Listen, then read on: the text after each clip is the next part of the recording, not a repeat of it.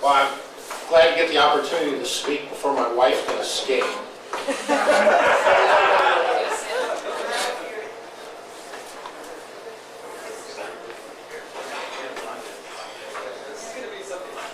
One of the sad aspects of this 30th anniversary was the rather large group of the veterans who were veterans, both the Viet Cong and the Viet Minh. A busload of them were killed on the way to Ho Chi Minh City for the celebrations.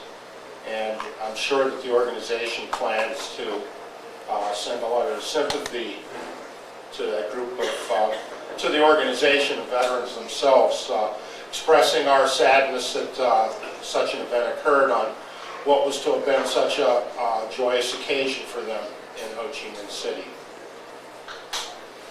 I joined U.S. Air Force in 1966 in Fairmont, West Virginia, and went on to be in Vietnam and eventually in 1968. And I spent the following year into 1970 in Thailand, where I was actually flying out of Thailand and into Vietnam, Cambodia, and Laos on occasions. I was with the Caribous in Vietnam, and I was with an organization called the Automated Battlefield in Thailand. The idea was that eventually they would be able to come up with the ability to fully automate a battlefield, and no one would be, no GIs would be killed, but they could kill large numbers of the enemy. They still haven't been able to work that out. They couldn't figure out at the time how to make any of it work without GIs, and in a lot of ways it was some pretty frightening stuff. The intelligence gathering abilities that you see now were, this was the forerunning project for a lot of that, for these automated killing machines and intelligence gathering flights that they have in Iraq and Afghanistan, as well as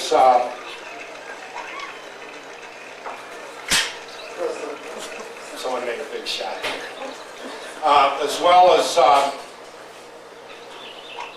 some other projects they had. One of them was a plan that they had to detonate an atomic weapon over North Vietnam and blow a hole in the ionosphere, letting all this radiation come through and destroy the crops and mess everything up there. Unfortunately, probably some lower subordinate reminded them that the layers of the atmosphere and everything doesn't move like with totally at the same speed as the planet, and eventually any hole that they blew in the ionosphere to destroy crops in North Korea would eventually probably destroy some in Kansas too, so they called that off. But it wasn't an unusual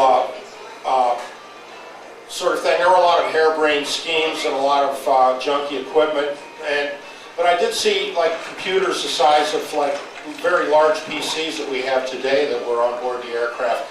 They were always supposed to be covered up so that the regular mechanics and the people on the flight couldn't see them. Only the people that had clearance to see them could see them. But it's kind of hard to walk around the plane and not look at something.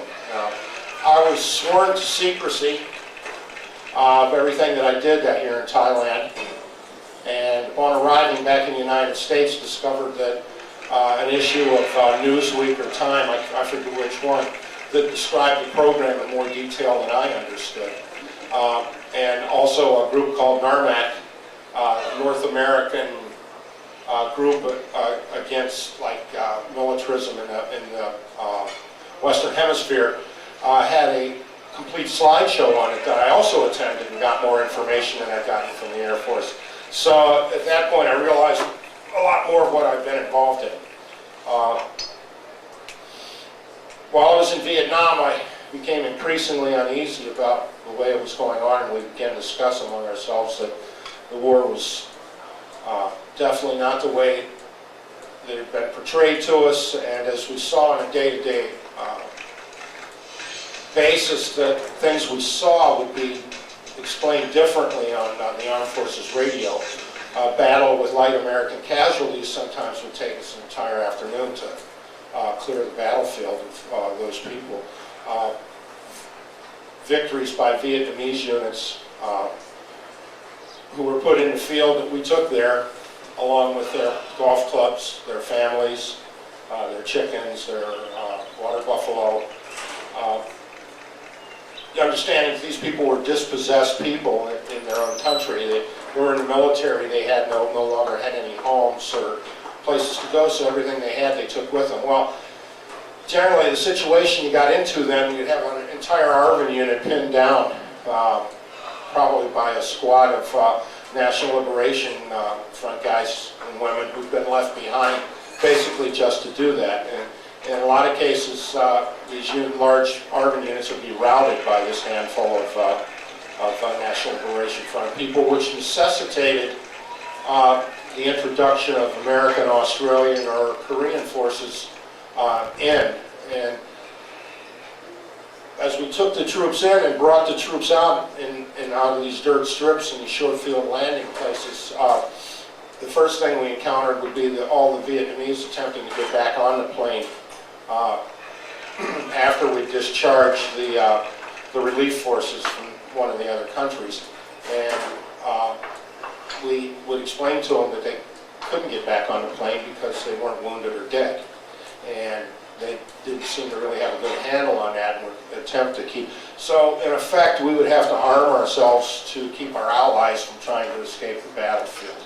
And that night, the whole thing would be portrayed as this giant victory by these Vietnamese forces who were getting better and better and were going to assume and take the war on their shoulders. A very similar sort of scenario that we're living with today. The valiant Iraqi forces that are eventually going to take that war on their shoulders and proceed into civil war in all probability.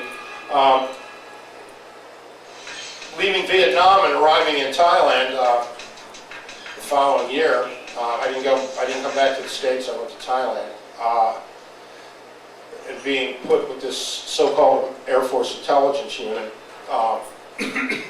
we began to discuss a lot more in depth because there were a number of us who'd been to Vietnam, and we're meeting a lot of younger guys who had just came to Thailand without the obvious benefits of having gone to Vietnam. So we were explaining a lot of the stuff that occurred to us in Vietnam, and in effect began to create pretty much an anti-war organization on the base.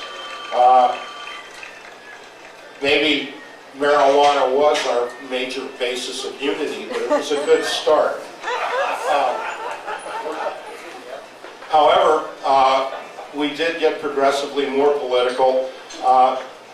Had Thai people introducing us to people who were traveling through, other Thais, probably Thai communists. We met with a delegation of students from Chile.